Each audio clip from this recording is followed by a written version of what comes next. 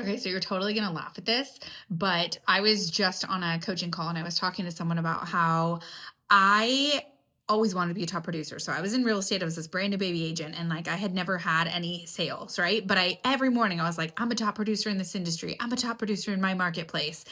Never had a listing, never had a buyer, never had a client. And I know that you grow into the conversations you have around you. And the most important conversation is the one you have with yourself, right? So if I was like hanging out with all those other agents, they're like, the market sucks, there's no freaking inventory. Well, guess what? I'm not gonna be able to build my business.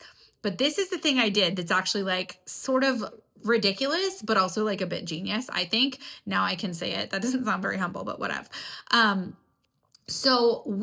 I'm with Keller Williams Realty, and we would have these like killer speakers be flown out to our office to speak to the brokerage. And you know how like when in the beginning, when you see someone new coming out and they're selling like 500 houses and 1,000 houses, like you're almost like intimidated that they're like a celebrity and you're like, oh, I can't talk to them. Like they're so cool.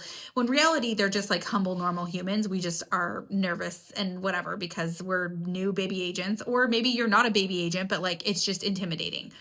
So this is what I did.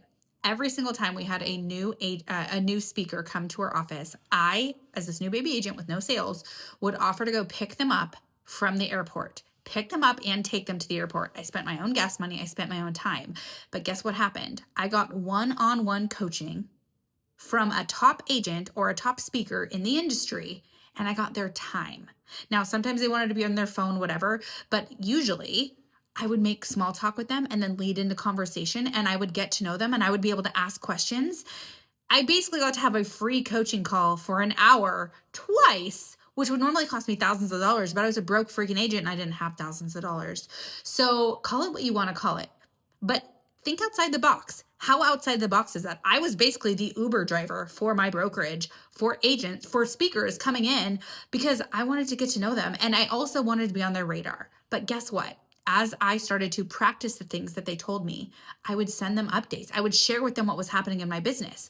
And then as I continued to grow and I was looking for opportunity, whether it's speaking in market centers or, connecting for referrals, I'm top of mind for them because yes, they just came to my office and talked to, 500 agents, 1,000 agents, but I'm the one agent who spent 2 hours with them intimately and got to know them.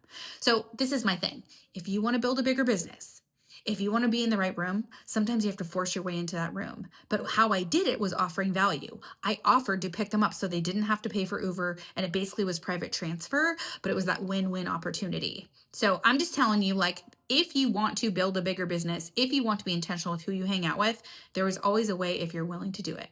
Follow me for more tips.